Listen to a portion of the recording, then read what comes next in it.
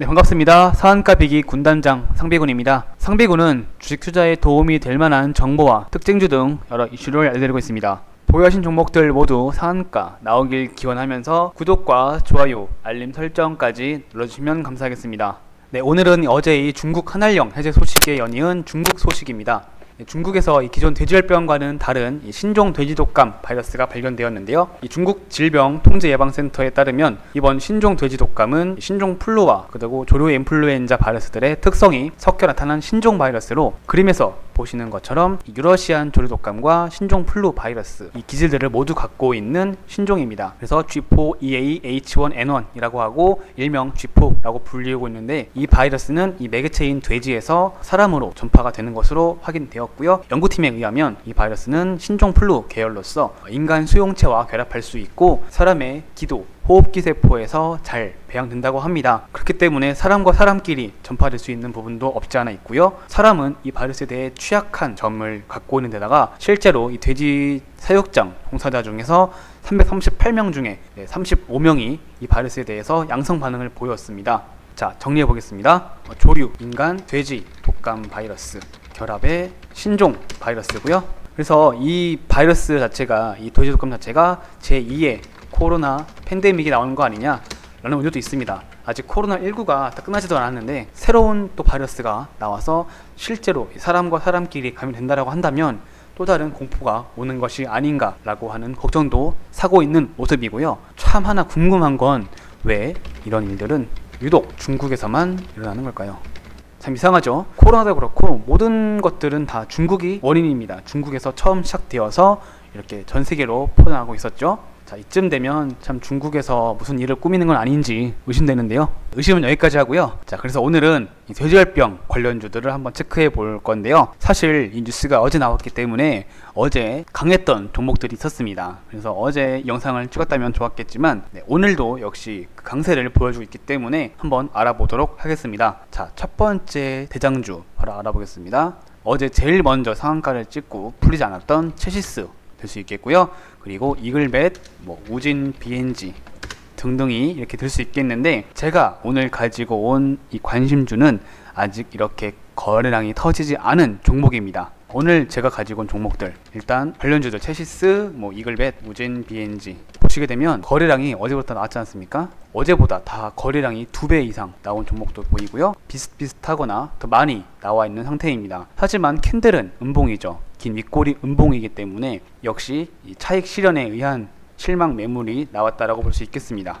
다 똑같죠? 비슷한 모양 갖고 있는 거래량이 증가한 음봉 캔들을 보여주고 있는 자리인데 이 종목만큼은 아직까지는 좀 괜찮지 않을까 싶어서 가지고 온 종목 바로 제일바이오 되겠습니다. 자, 제일바이오 볼게요. 현재 8,000원 구간대를 잘 지켜주고 있고 조용하게 횡보하면서 힘을 모으고 있는 자리인 것 같습니다. 이 회사 뭐하는 회사입니까? 동물약품 제조업체예요. 그래서 닭이나 돼지, 소 이런 가축들의 각종 질병을 광범위하게 치료해 줄 수 있는 그런 치료제를 만드는 회사이고요. 항상 추석 끝나고 나서 진드기라던가 구제역 관련주로도 많이 나왔던 종목 중 하나였습니다. 그래서 이 종목 역시 어제와 그리고 오늘 이렇게 상승세 나와줬는데 사실 대장주까지 영향을 받지 못해서 이렇게 큰 그림을 보여주진 못하고 있지만 이 종목 이번 돼지독감에 이어서 추석까지도 볼 수 있다고 한다면 진드기와 그리고 구제역 여러가지 동물 가축 사료들에 의한 모멘텀으로 인해서 한 번쯤은 다시 상승이 나올 법한 자리에 와 있다라고 보여집니다. 거래량도 어제보다 훨씬 줄어들어서 상당히 아름다운 조정이 나온 것이 아닌가라고 볼 수 있는 자리라고 볼 수 있겠고요.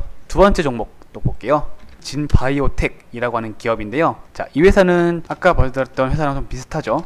썩 좋은 자리, 좋은 모습은 아니지만 다른 돼지 열병주들에 비해서 현재 이 주가 자리가 그래도 꽤 괜찮게 건전한 조정이 나오지 않았나 해서 상승이 좀 덜하긴 하지만 다른 종목들에 비해서 상승 피로도는 다소 약화되어 있다라고 볼 수 있겠습니다. 자, 이 회사는 기능성 사료, 첨가제 만드는 회사예요. 사료다가 물 넣어가지고 성장할 수 있게끔 도와주는 업체이고 그리고 동물약품 만드는 업체입니다. 그리고 또 하나 부각됐던 게 자회사인 다원케미칼이라고 있어요. 이 케미칼 회사가 돼지열병 관련해서 ASF라고 하죠. 이 돼지열병 소독제를 만들었는데 이 농림축산검역 본부에서 5개의 품목을 선정해 주었습니다. 이 다원 케미칼의 소독제를 선정해 주었다 라고 되어서 돼지열병 관련주로도 부각되어 있는 상태이고요. 그래서 이러한 여러가지 이슈들이 있기 때문에 이 회사 역시 동물과 관련된 제품들을 만드는 회사다 라고 보시면 되겠고요.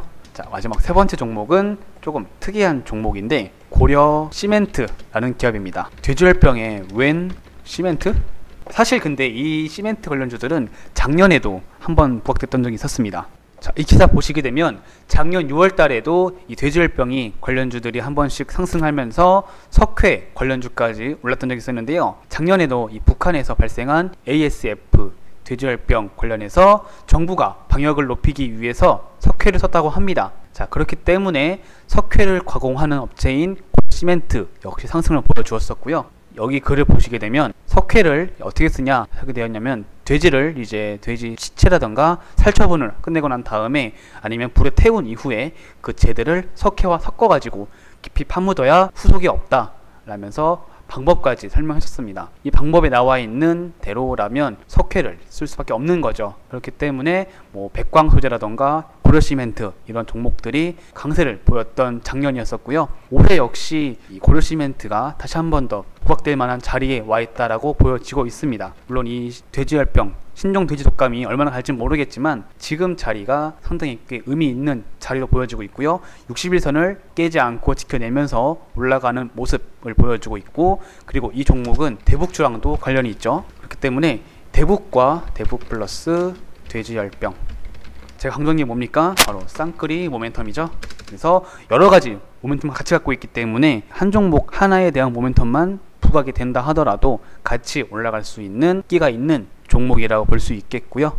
그리고 지금 주봉상과 월봉상 보아도 이 흐름 자체가 한 번 더 이렇게 여러 번 터치를 돌파를 시도하는 그림 이후에 다시 한 번 더 돌파를 시도해 볼 법한 자리에 와 있다라고 보여지고 있습니다. 3,000원대를 깨지 않으면 3,000원대를 손절 라인 잡고서 한번 매수해 보아도 좋지 않을까 싶은 종목 중 하나이고요. 그래서 이 투자는 남들이 이미 다 따라붙은 뭐 체시스나 뭐 이글벳 이런 종목들은 이미 다음날 따라가 봤자 이렇게 이 단타로 해서 먹지 못하는 이상은 늘 물립니다. 여기에 물린 사람들은 이제 이 돼지 독감이 실제로 사람에게 퍼진다, 아니면 사람과 사람끼리 퍼진다는 게 확인되었다 라고 하는 어떤 추가 뉴스가 나오기 전까지는 항상 물려 있습니다. 그래서 이 돼지 독감 같은 경우나 이런 질병과 관련된 섹터는 항상 올라간 다음에 그 뉴스보다 더 센 뉴스, 파급력이 강한, 그리고 새로운 신종이 나오지 않는 이상은 이 앞선 고점을 넘지 못합니다. 그렇기 때문에 항상 주의하셔야 되고요. 그래서 이렇게 올라간 종목들보다는 대장은 아니지만 실적도 받침이 되고, 그리고 다른 모멘텀까지 같이 갖고 있어서 이 하나가 아니더라도 다른 모멘텀으로 또 올라갈 수 있는 그런 쌍끌의 모멘텀을 갖고 있는 종목을 보시는 게 어떨까 싶습니다. 그래서 이렇게 말씀을 드려보았고요. 그럼 오늘의 결론 내려보겠습니다. 오늘은 이 사실 뉴스가 좀 제한적이라서 많은 뉴스를 알려드리지 못했고 종목들 위주로 설명을 드렸었는데, 자, 이 돼지열병 관련주들은 뭐 이 이슈 자체가 길게 나오지 않고 더 크게 나오지 않는 이상은 짧고 굵게 끝나버립니다. 그렇기 때문에 단기 상승에 따라 붙기보다는 시세가 덜 나왔다 하더라도 좀 길게 볼 수 있고 다른 모멘텀까지 같이 갖고 있어서 그런 종목들 위주로 매매에 참고하시면 좋겠다 말씀을 드리겠고요. 이 신종 돼지 독감 자체가 앞으로 어떻게 더 백신이 나올지, 아니면 실제로 사람과 사람끼리도 감염이 되어가지고 더 퍼져나갈 수 있을지, 이런 뉴스들을 한번 계속 주목해 보시면서 매매에 참고하시면 좋겠다라고 결론 내려보겠습니다. 자, 이렇게 결론 내리면서 영상 마치도록 하겠고요. 오늘 영상이 도움이 되었다면 좋아요와 구독 눌러주시고요. 궁금하거나 더 알고 싶은 내용은 댓글 남겨주시면 참고하겠습니다. 오늘도 영상 끝까지 봐주셔서 감사하고요. 다음에도 더 좋은 영상으로 찾아뵙겠습니다. 감사합니다.